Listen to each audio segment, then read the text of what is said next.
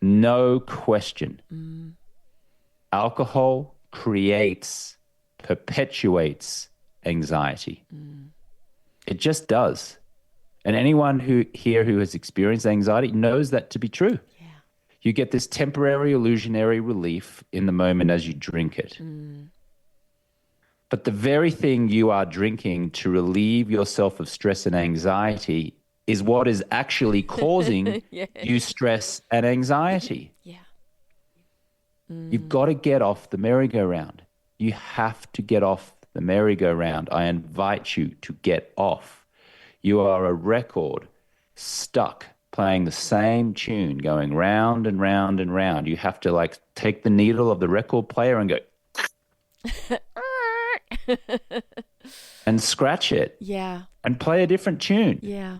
Play a different tune. And I get that it feels challenging because the alcohol has become like a freedom blanket. It's a friend. It's a relationship. Yeah. But it's a toxic relationship. Hi, I'm Dr. Jodi Richardson, and this is Well, Hello Anxiety. In a world that often moves too fast, we're here to pause, breathe, and understand anxiety together. Each episode will explore practical strategies, share honest conversations, and uncover the science behind anxiety and well-being, all while creating a space where it's okay to not be okay. Let's continue this journey together. When was the last time you paused to think about your relationship with alcohol? Not necessarily because of a problem, but maybe just out of curiosity. Or maybe Dry July is something that's coming up and has got you thinking about your drinking. Also, if anxiety is part of your life, like you know it is a part of mine, this episode could change everything for you. There are so many other reasons that people consider taking a break from alcohol: better sleep, clearer thinking, more energy, reduced risk of cancer, just to name a few. But winding back alcohol intake or giving it up together is so often easier said than done, especially when it's part of a daily routine, a really big part of your social life, which can make it even more difficult, or even part of your identity. It's a topic close to my heart. I gave up alcohol over a year ago, and the impact on my sleep and anxiety has been profound. That's why today's conversation, I'm so excited to talk to this guest. And it's not only because James Swanwick gives us 2 degrees of separation between some serious A-list celebrities. He is a leader in the area of sobriety coaching and sleep optimization, and is going to share with us so many insights and strategies today. I am joined by Australian-American entrepreneur. James is a former Hollywood correspondent, interviewing stars like Brad Pitt, Angelina Jolie, Kobe Bryant, and David Beckham. He was an ESPN Sports Centre anchor and is now a leader in, as I said, sobriety coaching and sleep optimization. He's the founder of Alcohol Free Lifestyle, host of the podcast by the same name, and creator of Project 90, helping high achievers transform their relationship with alcohol. And you should read the reviews about James' Project 90. They are absolutely wonderful. So it is a huge pleasure to welcome you, James. James is joining us from Colombia, where it is the evening. It is morning here in Melbourne.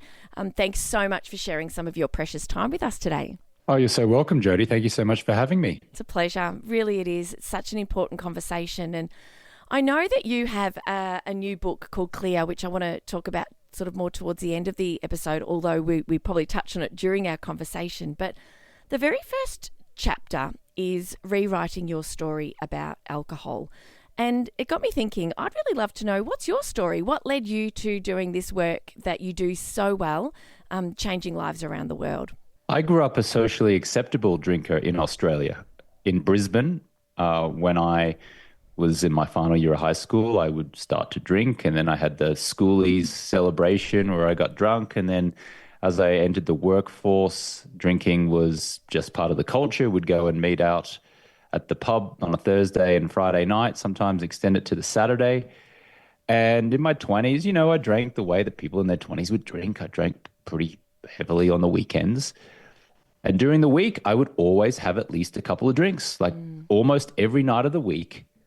At least 2, maybe 3 drinks and heavier on weekends. And I drank like that pretty much from age 16 right through until age 35 when I was living over in the United States at that time. I'd since left Australia and moved over to Los Angeles, California. And I was actually visiting Austin, Texas. I was at that year's South by Southwest annual festival in 2010. And I went out to an industry party and I had 2 Bombay Sapphire gin and tonics. I went to bed in my hotel.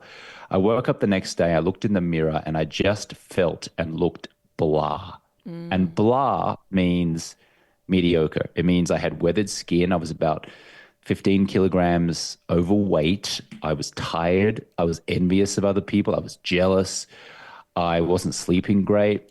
And I attributed most of that to my alcohol consumption. And I made a commitment that day, that morning, that I was going to take 30 days off alcohol just to try to do a reset, just to see if I could feel a little bit better. And that's what I did. And in 30 days, I lost 6 kilograms. I attracted a great romantic partner. I stopped being envious and jealous. I calmed down. I got rid of my stress. I slept better. The opportunity to audition to become a Sports Center anchor on ESPN. And Sports Center on ESPN is like this iconic US television sports news show. To my bewilderment, they gave me the job. And I thought, well, this not drinking thing's pretty good. I think I might just keep on going. And it's been 15 years. That was 2010. It's now 2025. I have not picked up a drink since I made that commitment on that Austin, Texas morning all the way back in 2010. And then since then, I've just made it my mission to really support people to, at very least, rewire their mindset around alcohol and have a better relationship with alcohol, and at best, have them quit entirely like I have. Thank you for sharing that. And it was a real moment, wasn't it, when you looked in the mirror and actually reflected? You were obviously feeling, I mean, you said you'd had 2 Bombay Sapphire gins, so you probably weren't feeling terribly hungover, but in that moment, you made a decision. But I'm curious how you were able to, after having such a history of drinking so regularly, almost daily, how you were able to go cold turkey. And you hear about, dry July and people taking a break and then returning, even feeling all the benefits returning to drinking after a break. What was it about your mindset that helped you to hold firm, and what was it like kind of when those urges came to drink? Or did the urges come to drink, or was it just like this absolute, I am so determined now to make a change because I've been feeling terrible? How did that all unfold? Most of my awkwardness around it was socially in the first 2 weeks. I remember I went to the Jones Bar on Santa Monica Boulevard in Los Angeles, where I was living at the time, and I went with my friends Zach and Tom, and we would ordinarily go to this bar and have a couple of drinks. I might have a wine, a Bombay Sapphire, I might have a beer. And we went on this Tuesday night, and it was a week into me stopping drinking. And, I shared with them that I was trying to get to 30 days. And Zach went to the bar and got a round and came back and gave me what I thought was a soda water, which is what I requested. And as I started to put the soda water to my mouth, I looked at him and he had this kind of suspicious grin on his face. And I said, did you put vodka in this? And he went, yeah, I did.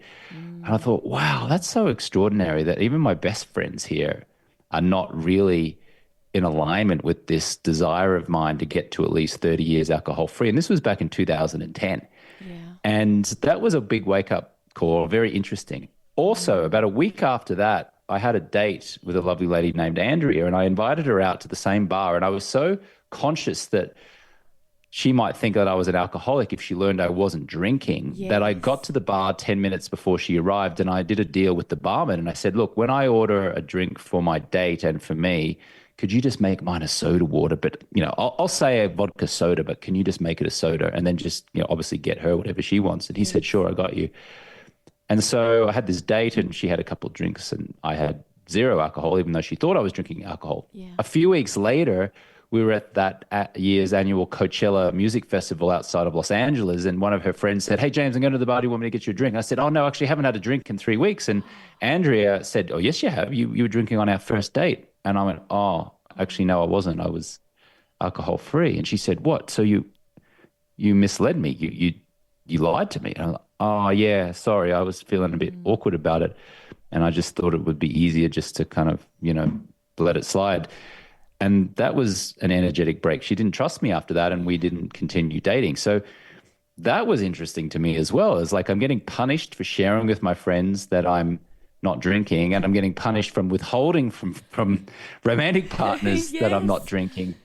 So Yeah. that was a pretty awkward start to it. But to answer your question, after those first 3 or 4 weeks, I started to feel the incredible benefits, Mm. clarity, focus, energy. And once I'd got over that initial social awkwardness, like I just described, then it became, oh, I wonder how long I can go because this is like the gift that keeps on giving. Oh, the social side of it is really tough. And I think that you'll probably find that and amongst the people that you coach and that work through your programs, no doubt they're the things that you coach around amidst the many lessons that you're teaching. But that was certainly my experience as well. And even when I met you, I said, off air before we started recording, I've given up drinking. Not that it was a big problem for me, because I do feel as though when I say I'm not drinking, that people will assume that I was blotto every night, or that it was a really huge part of my life. And whilst it wasn't, I am so delighted to have stopped. But equally, like you, found it really hard socially. And something that helped me, which is something I'd love to share, is that I was listening to a podcast and somebody said that they just say, "Oh, I'm a non-drinker," and that's just a flat, easy statement, and it just puts it out there. And then the questions come, and often there can be a little bit of pressure. And I even had one friend say, "Well, how long is this going to last for?" And I said, "Well, I don't actually intend on ever being a drinker again." And yeah, so it's as the saying goes, the only drug that people will pressure you into trying to take or give you a bit of grief about not having as a part of your life. So thank you for sharing. Thank you. You were saying that the clarity that you experienced, the change in your energy, even the jealousy and the comparison, which is just so human, that settled down. You just felt so much better about yourself. Can you talk to us about what's changing in the brain? We can talk about it either what's happening when we are drinking from a neuroscience point of view, or what's the difference when we stop drinking. I'll let you approach that from whichever angle you would like. But giving Mm, up alcohol, it's a significant thing for some people to do. And there's so mm. many benefits. Can you talk us through what's happening in the brain and the body as well? Well, let's start with what alcohol actually does to us that's detrimental. Yeah. And what most people might be surprised to learn is that even one seemingly innocent drink of alcohol per night is enough to destroy gray and white matter in the brain, which is extraordinary. Mm. There was a 2022 study that came out of the UK of 36,000 middle-aged adults, and it showed just 7 standard drinks a week, just one innocent drink a night, is enough to cause some level of brain degeneration. Wow. Now, that should be a massive wake up call Mm. for everyone. Look, we're 2025. The claims that came out in the late 1980s that a glass of wine a night was good for your heart health have been debunked so many times over the years. And yet we as a society keep clinging on to that study or those studies because we want to keep drinking our attractively packaged poison. Mm. Because make no mistake, that's what it is. It's attractively packaged poison. Mm. And just before I answer your question as to what can happen when we stop drinking, first of all, let's just list what happens when we keep drinking. Alcohol is a poison. It's toxic to the body. It takes 7 to 10 days in most cases for the body to rid itself of all those toxins. Alcohol raises the risk of breast cancer in women. It lowers testosterone levels in men. It causes libido issues in the bedroom. It kills brain cells, restricts brain growth, leads to a leaky gut, causes us to gain weight, gives us a fatty liver, underperforming kidneys, high blood pressure, disrupts our sleep, increases our appetite. It just goes on and on and on. Anecdotally, my mother is married to a lovely man who's 83 years old. He has dementia. I don't have any scientific proof or medical proof, but anecdotally, I'm convinced that the speed with which his dementia has come on has been in part because of a lifetime of him drinking 2 or 3 drinks a night. He has always been lovely, never aggressive, hostile, doing silly things, but just 2 innocent drinks, 2 or 3 a night for 60 years of his life. I'm convinced that's caught up with him. So, that's the reality. And a lot of people mistakenly think, oh, I'm not an alcoholic, so that's fine. Just a couple of drinks, I'm fine. Well, don't be so sure.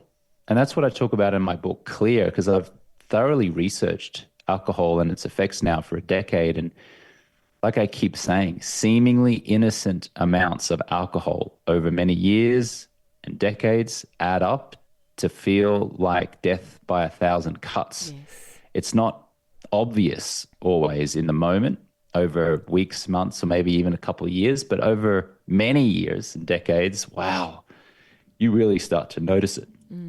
I haven't got to answer your question, which is what happens when we stop drinking. Well, the reverse happens. Our body and our brain has now got time to relax, to heal, to restore. We are less irritable, less anxious. We sleep the way nature intended us to sleep. We wake up in the morning and we go, oh, I feel pretty good. Maybe you're not skipping down the street singing zippity-doo-dah, zippity-day, my, what a wonderful day, but you're certainly not dragging your backside through the day, feeling lethargic and tired and irritable and stressed and anxious. That just seems to just fall by the wayside. When we drink, our dopamine receptors get lit up like the 4th of July, like a firework parade on Sydney Harbour on New Year's Eve. Fireworks. And the problem is that as we drink more over time, we need more and more of that alcohol to try to get the same 4th of July, Sydney Harbour Bridge, New Year's Eve reaction. But then over time, it keeps dulling and numbing these dopamine receptors to the point where when we stop drinking alcohol, we have this huge sense of loss. Like, I just need alcohol to feel good or to give me that surge of dopamine again. Whereas the reality is, and what my life's work is to show people how they can get that dopamine release and feel joy, like a consistent release of joy and fulfillment throughout their life, instead of this big spike up of happiness and joy and then a crash, and a spike up of joy and then a crash. That's really the difference between drinking and not drinking. It is. It's like day and night. And the waking up the next morning, it's not just the way your body feels and the hangover, or you've had terrible sleep because it's been so, I mean, people might say, but I sleep fine. It's, perhaps they pass out, but then the quality of sleep is affected. But there's a lot of shame and regret that plays into it as well, isn't there, for a lot of people, like reflecting, oh, what did I do the night before? How much did I have? What did I do when I was inebriated? How did I behave? How did I show up amongst friends or even colleagues? And so, can you tell us? I know that culturally here in Australia, there's a real culture of drinking.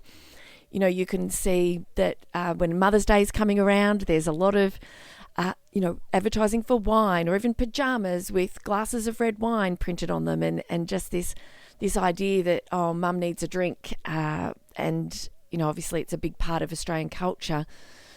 Culturally, have you found, because you've obviously spent a lot of time in Australia and a lot of time in the United States, and that you're in Colombia now, how are you finding the Australian culture compares to other cultures in which you've lived when it comes to alcohol and drinking? Australia's right up there in terms of having this ingrained cultural idea that alcohol is perfectly normal. Alcohol is necessary to create fun, enjoyment, bonding, celebration, romance, commiseration, trying to relax after a hard day's work. Yeah. I mean, I grew up seeing all these kind of TUI's commercials and Forex commercials in Queensland and VB commercials, and it was always the same. It was always these kind of knockabout lads and guys who were finishing a hard day's work, and then they'd go back to the pub and they'd have a cold one and they'd sort of smile with their colleague and just drink back a beer. Or there were ads that were very funny and humorous. And so the association is alcohol equals a good time and bond and connection. And I would submit that you can create good times and fun and laughter and a bond without the alcohol, without the attractively packaged poison. But the culture in Australia is such that it's almost deemed as necessary in order to watch the footy on a Sunday or to have friends over. Yeah. I mean, how rude would you be if you invited friends over for a barbecue and you didn't offer them attractively packaged poison? Yeah. I call those people smiling assassins. There are smiling assassins everywhere. It's the waiter or the waitress who greets you at the restaurant, says, "Oh, hello, Dr. Jodi. Can I get you started with a glass of 10 pounds of unwanted body weight? Oh, hello, Mr. Swanwick. May I get you a glass of irritability and regret in the morning?" That's essentially what they're inviting you to do, because that's what alcohol does. And of course, you know, I've hosted people over in my house. I want to be a good host. And of course, I want to make sure that they feel welcomed as a guest. And in the past, I've said, "Can I get you a wine? We've got beer, we've got spirits." And, you know, we're well intentioned, but nevertheless, we're smiling assassins. Yeah. We're inviting our guests to drink something that is compromising their life. Now, your listeners might be listening to this going, "Geez, ease up, mate. What are you talking about? Just have a good time. Relax already. We're only talking about a couple of drinks or a bottle of wine here or there. What are you going on about?" Yeah. That was my very thick Australian accent there, Jodi. But again, is it that innocent? Is it harmless? And I would submit anyone who's really engaged in our conversation so far, who's listening in, who's exploring how much they drink, most people I would suggest are probably going, "You know what? I'm pretty sure I drink more than what I should. Yeah. More than what I could. And I'm pretty sure it's compromising at least some areas of my life." So Australia is definitely up there. I've seen parts of America, having lived in California, New York, and Texas, where it's celebrated just as much as it is in Australia. In Ireland, it's fascinating. You know, we associate Irish people with being big drinkers, and yet Ireland actually is at the forefront of all of the cultural change that's going on. Ireland are rolling out cancer warnings on alcoholic bottles towards the end of this year. Canada, big drinking country, they're rolling out cancer warnings. The US Surgeon General in January of 2025 said that in the next 4 or 5, 6 years, America's going to follow suit and put cancer warnings on alcoholic bottles. So there is a tidal wave of cultural change that is just beginning. Millennials have never drunk less. They're drinking less than any previous generation. There is a huge increase in alcohol-free drinks brands popping up everywhere. I know there's a couple of big ones in Australia. And so, you know, like, you know, Australia and Ireland in particular, you would say big drinking cultures, Ireland's leading the charge in some respects. And thankfully, I'm seeing a lot of Australians make changes as well. I'm seeing these early morning sunrise parties now on Bondi Beach where they have a DJ and people come for sunrise parties and it's drug-free, alcohol-free, and then people swim in the ocean and go for a run afterwards. There's change happening, Jodi. It's brilliant to hear that. And the cancer warnings on the packaging are so important. And it's, you know, it's terrible to think that you're consuming something that is carcinogenic, but it is a level 1 carcinogen. Am I right in saying that? Yes. Alcohol has been linked to at least 7 cancers. 7. Let that sink in. Yeah. That's a lot. That's a lot. Here's the other thing. There was a study out of Scotland in 2012 that ranked alcohol as the 4th worst drug behind only heroin, crack cocaine, and methamphetamine.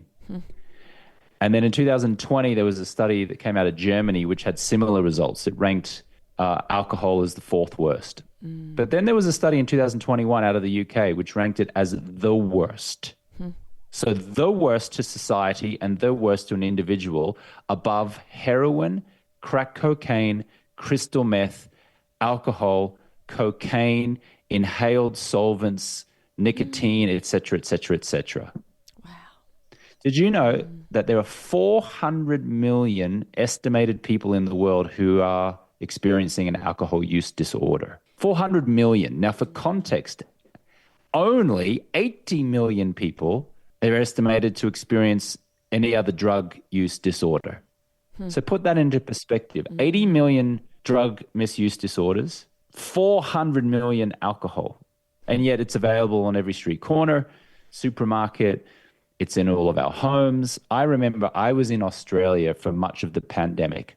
I was in Brisbane at the time, Yeah.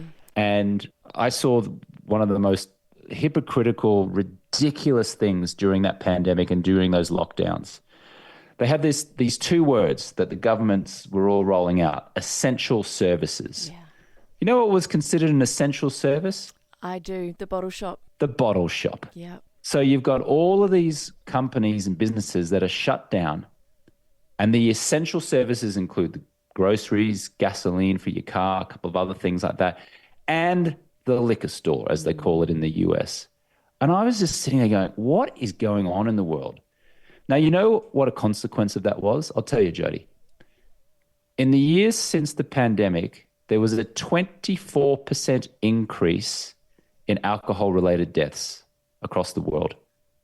24% increase in the years following the pandemic, because we were all locked at home. And what did we do? We all drank more than what we ordinarily would. Yeah.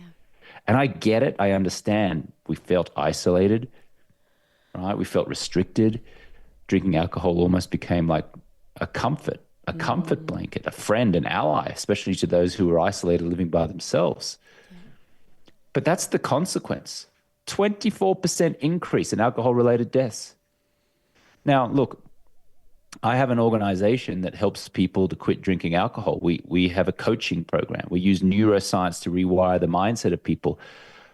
It gives me no joy to say this, but my business has been booming since the pandemic because so many people increased their drinking during that time, and now they've waited another year and another year, and finally they're putting their hand up going, I'm still experiencing the consequences of my increased drinking during the pandemic. I have to stop. I'm going to get a divorce. My kids don't want to talk to me.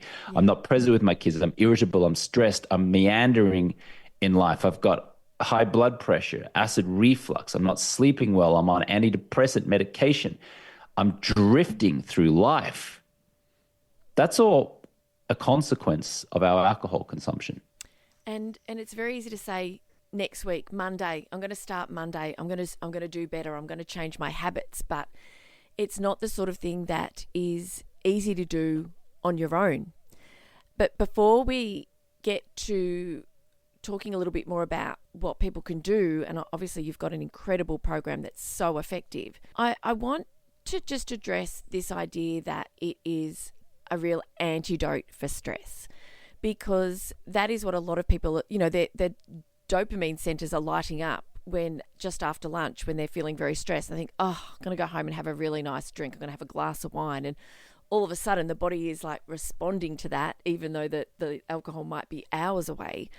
And this pattern that so many people are in. And look, I was in it for a while, and Peter and my husband and I, we were having a G&T.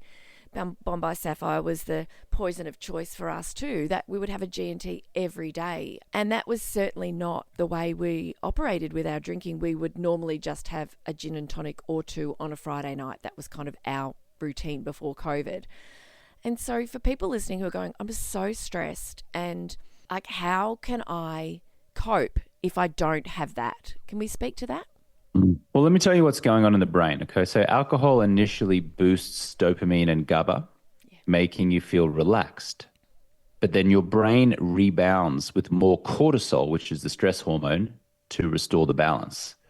So while you may feel better short term, it actually worsens your stress baseline over time. Alcohol disrupts deep and REM sleep, which are critical for emotional recovery. Poor sleep makes you more anxious, reactive, and tired, creating a vicious cycle of stress and alcohol use. Alcohol numbs emotions, but doesn't solve them. Yeah. Drinking delays dealing with the real issue. The stress is still there the next morning, except this time in the morning you've got added shame, brain fog, and a shorter fuse. True stress relief comes from habits that process emotion, not suppress it. So that's something for people to really ponder there. It creates this illusionary and temporary relief, but then we have disrupted sleep. We wake up tired, irritable.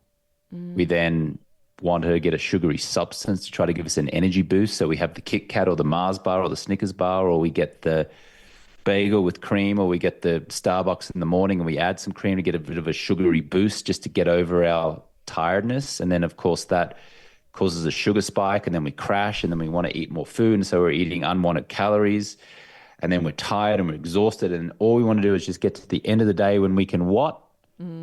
Relax with the drink. Yes. Yeah. And the vicious cycle continues, and we get stuck on this perpetual cycle of drinking and crashing and thinking about drinking and pondering drinking and recovering from drinking and lamenting the drinking, and then debating with ourselves about the drinking, and then planning for drinking, then drinking and recovering from drinking, regretting the drinking, and so forth. And it's just on and on and on for days, weeks, months, years, and decades. Yes, decades.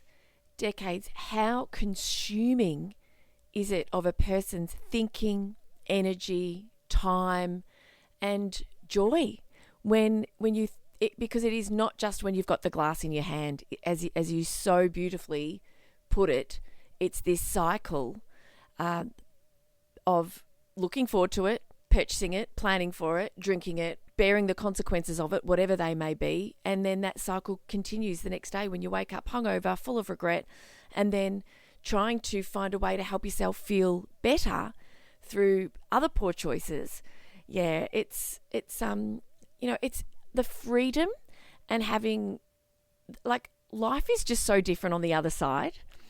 And I do want to talk about anxiety before we talk about kind of people thinking, right, look, I knew some of this. I've had guests before talking about alcohol. Perhaps the cancer risk is the thing that's going to change it. Maybe the realization that this is a cycle that you as a listener may have been in, and that this is the episode where you're like, you know what, actually, I keep saying I want to change. Maybe today's the day that you'll maybe make a different choice and maybe do something courageous and different to free your life.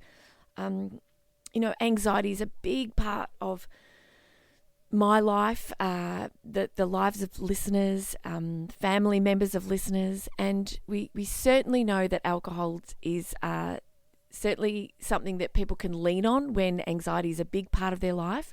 But I'd like you to share with us, please, what are the ways in which alcohol is making anxiety worse? Alcohol can spike anxiety, especially with women during hormonal shifts like PMS, perimenopause, and it heightens the emotional volatility. Now, especially in women aged 30 to 55. I know that your demographic of listener, there's a lot of women in that age group.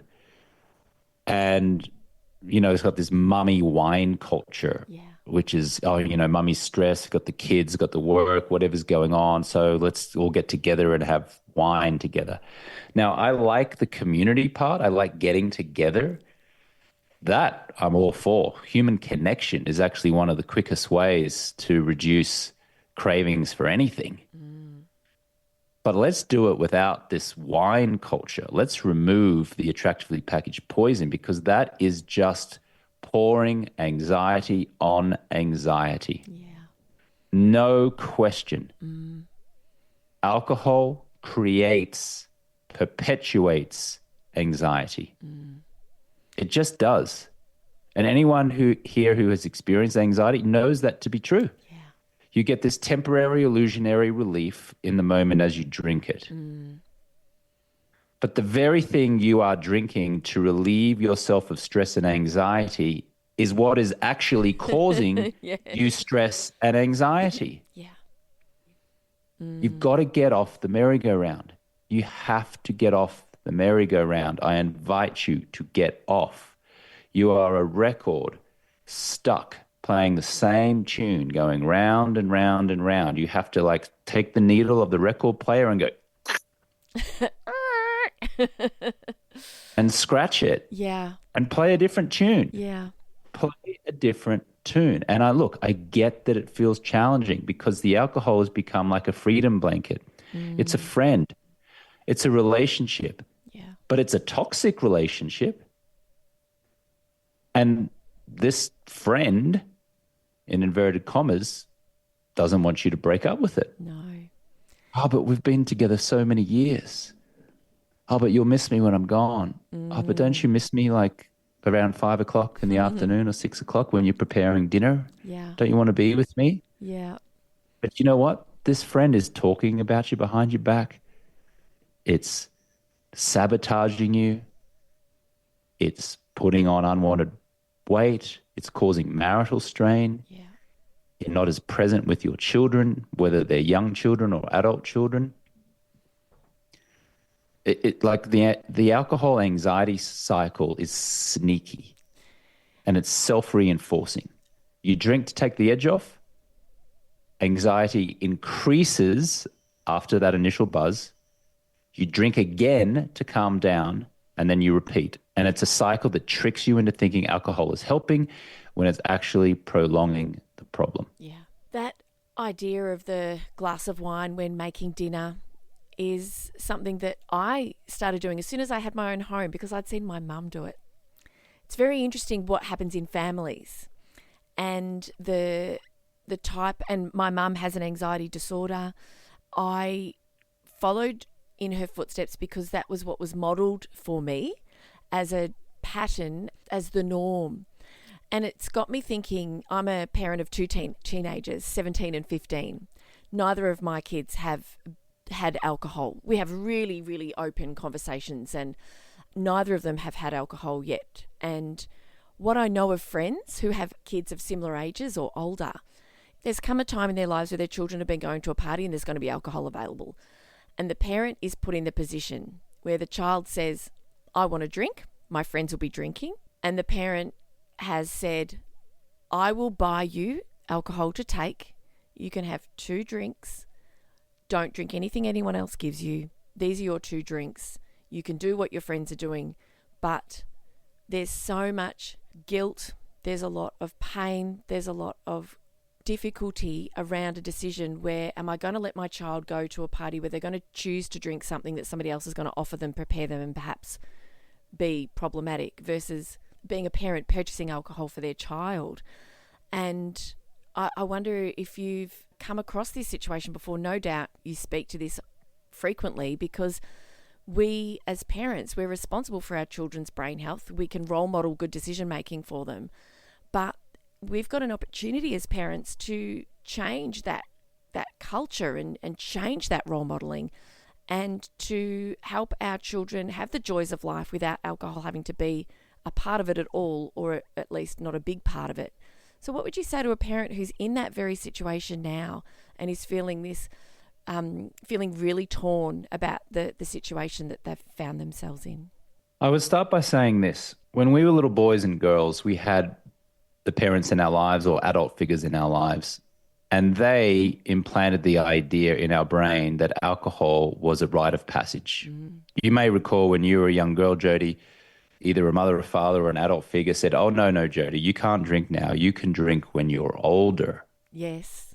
And in that moment, little Jodi's mind created a story that, drinking's something that the older people get to do. I'll get to drink that when I'm older. And then, of course, that's perpetuated when you get into age 15 and 16. You're starting to finish high school and people are starting to drink. Then there's the celebration of schoolies. Then you go into university. You turn 18. You can legally go into bars and nightclubs, and away you go. Yeah. Your parents or the adult figures in your life, they implanted that idea. They were the ones that put it in your mind in the first place. And so, first of all, we have to just acknowledge as parents that our parents or the adult figures in our life, they influenced us and are responsible in part to our drinking habits. We have ultimate responsibility, but they played a role. And so now you ask me the question, like, what should a parent do? Well, first of all, you just got to acknowledge that you're a symptom of what your parents did to you. And then I always say, look, telling a child what to do, encouraging them to do something, inviting them to do something, it's probably almost always going to fall on deaf ears. Yeah. The best thing I think that someone can do is just model great behavior. Yeah. So let your children see you living and loving an alcohol-free lifestyle. Yeah. clarity, focus, energy. Share with them how great it is for you to be alcohol free. Not saying, hey, you should only have 2 drinks, or you need to stop, or you shouldn't drink alcohol, or you should do what I'm doing, but rather just embody what an alcohol-free lifestyle looks like. Yeah. Be the person you want your children to be.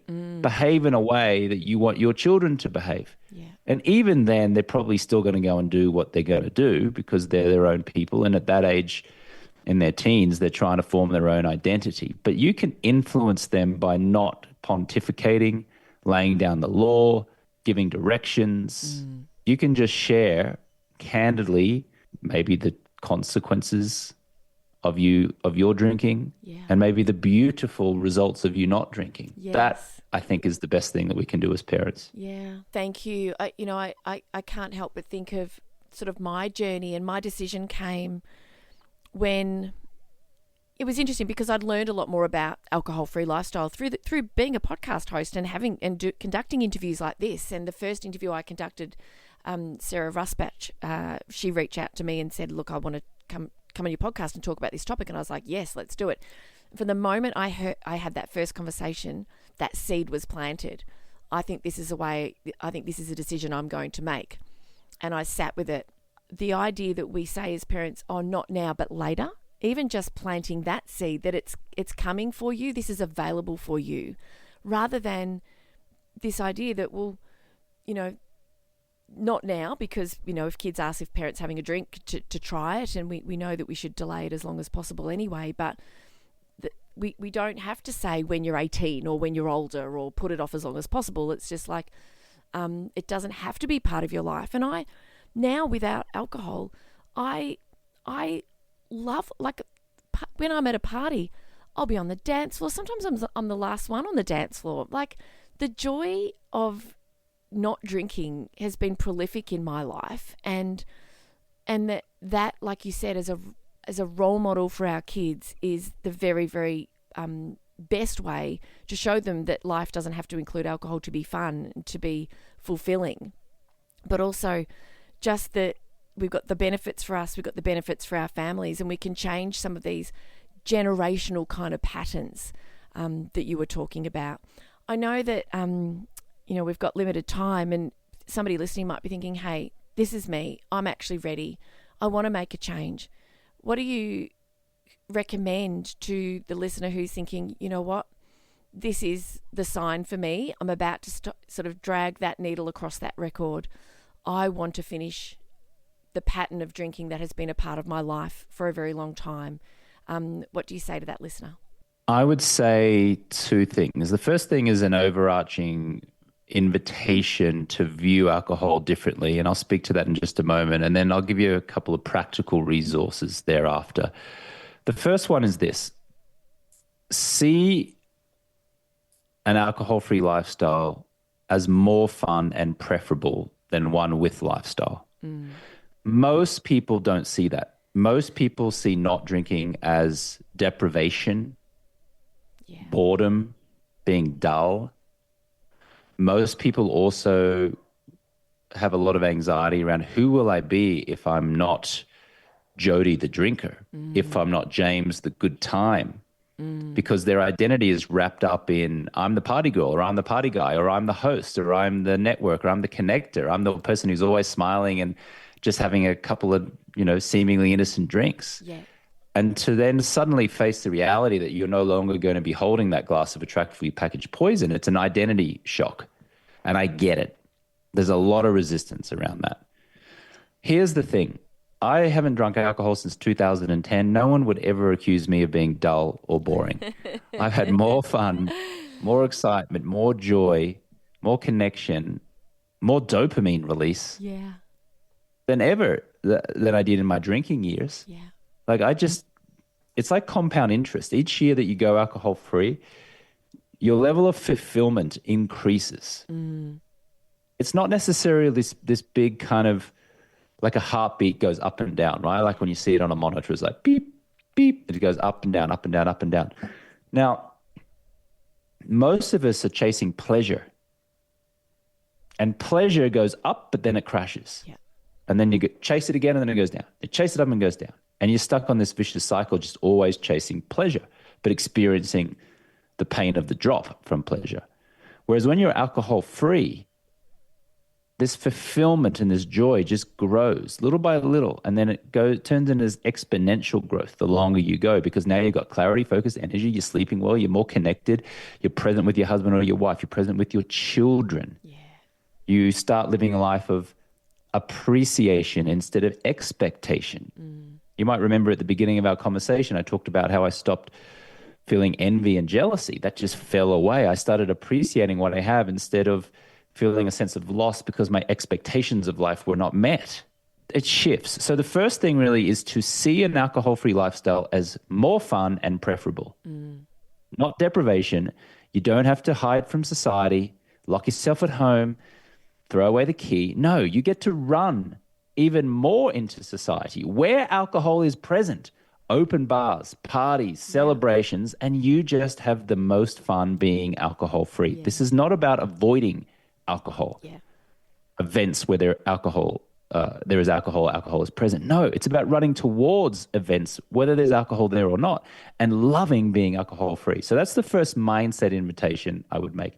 Second thing practically is it's a lot easier to become alcohol-free in a like-minded community. Not a community, a like-minded community.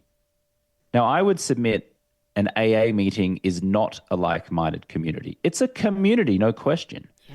But if you're a 30-year-old or a 40, 50-year-old middle-aged woman and you are educated and articulate and you're running a family and you go to an AA meeting, you may be sitting next to a 19-year-old meth addict who's holding up petrol stations. And you're hearing that person share his or her life story. And of course you support that person, but there's no relatability there. Yeah. And do you really want to get in a car and drive to an AA meeting?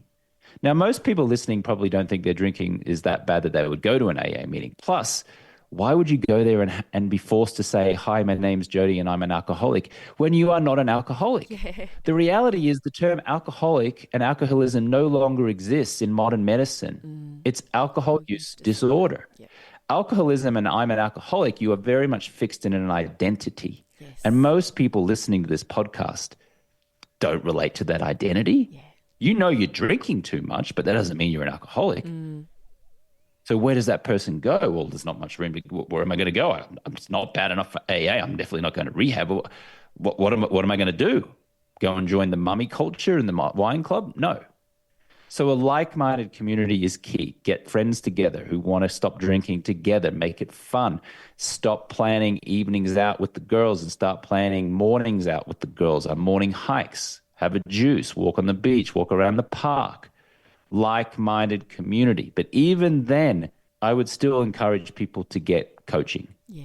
Now, I am biased because I have an organization and a coaching organization that supports people. People come and they join our organization. It's called Alcohol Free Lifestyle. We have a flagship 90-day stop drinking process called Project 90. The University of Washington conducted a scientific study on this process in 2022, the result of which was a 98% reduction in drinking amongst all of the study participants. That's an incredible reduction in drinking. Yeah. And part of the reason is because we put like-minded people together. In this sense, it was people over the age of 35 and a common desire to get to at least 90 consecutive days alcohol-free and having it feel simple and fun and pleasurable, not deprivation and pain and suffering. Yeah. So practically, I would say get into any coaching program, whether it's finding someone back in Australia, whether it's reaching out to my organization, whether it's getting your friends together and say, let's do this for at least 90 days, not 30 days. These 30-day challenges like Dry July and Sober October and Dry January, look, they're well-intentioned, but the challenge is this. When you do those 30-day challenges, what are you doing? You're depriving yourself of something that you would ordinarily choose to drink, just waiting to get to day 30 when guess how you're going to celebrate? With a drink. With a drink. Yeah, yeah. What was the point of doing it if you're going to celebrate with a drink? It's like these challenges, these 30 days, dry Januaries, they're great in essence, but they're lousy in making long-term change because you're going into it feeling like a prisoner. And what do all prisoners want to do? They want to break free of prison. Yeah. So the way to do this is not feel like you're in a prison living an alcohol-free lifestyle. It's to feel the freedom and the joy that comes from living an alcohol-free lifestyle. Now it can be a long-term strategy, a long-term lifestyle, a style of life. Yes. Yes. It is the abundance in life beyond alcohol it's just there waiting for you. It's just there waiting for you. And James, you are supporting thousands of people around the world. An online coaching program. It's phenomenal because anyone can come from their home, from the comfort and safety of their own home, and be a part of, as you say, a like-minded community where everybody's got the same goal, and it's the mindset is about enjoying life without alcohol rather than this idea of sacrifice and just kind of like white-knuckling it through each day. And so the very final question I've got for you before I really want you to tell us about your book as well, because that is another way that people can get the benefit of more of your expertise. But when it comes to non-alcoholic drinks, do you have a favourite recipe or drink that is your go-to at the moment? Yeah, well, there's a whole section in the back of my book. I'm holding up the book to the video here. For those who are just listening to the audio, I'm just holding up the cover of my book, which is called Clear. And I'll just show you, Jodi, in the back of the book, I think there's like a dozen pages here of awesome, delicious alcohol-free mocktails that you can make. Let's have a look. Ginger spice fizz. Ingredients: agave syrup, coriander, cayenne, orange peel, rose oil. Mix the ginger ale with some agave syrup. I mean, this sounds pretty damn good. Cranberry lime splash, classic sparkling lemon water, a tropical mock Rita, Perrier cranberry, a virgin mojito, a ginger cucumber mint, sparkling cranberry lime and water, minty seltzer. Then there's a whole lot of non-alcoholic beer things here. So there's a whole section there in the back section of my book, Clear, where it outlines a whole lot of delicious mocktails. I know there's some great options in Australia as well for alcohol-free beers. And so they're my go-to. Personally, I like just soda water, ice, and a piece of lime. I go into any bar, restaurant, say soda water, ice, piece of lime. When the lime comes, I squeeze it in, stir it around. I drink that. It is incredibly refreshing and delicious. Sometimes I'll ask for some mint. I'll put mint in it as well. It's beautifully hydrating. I don't have to worry about tossing and turning in the night. And when I wake up in the morning, I feel great. But yeah, all of those recipes are in the book Clear, and you can find that online where any books are sold, on Amazon, for example, or you can go to alcoholfreelifestyle.com/clear. Yeah, thank you. Thank you. It's there's many a mocktail on a restaurant menu as well, and they're cheaper. There's just an added bonus. James, it has been so brilliant chatting to you. People listening are no doubt going to want to find you online. Where's the best place for them to head to if they're jumping onto Google? What are you going to direct them to? Alcoholfreelifestyle.com. Yep. You'll find everything about me and our coaching there. If you're interested in the book, like I said, you can go to alcoholfreelifestyle.com/clear. There's an audio version of the book narrated by myself. It's about 8 hours. You can well done. You can put me on double speed and listen to me in 4 hours if you like. And then the book's available on Amazon, wherever books are sold. And then on my Instagram, it's pretty robust. I put out a lot of videos, inspiring videos about how to rewire your mindset around alcohol. And it's just my name, @James Swanwick. Oh, brilliant. I'm so sorry I pronounced your name incorrectly in the beginning. So, James Swanwick is, and we'll put all the details in the show notes.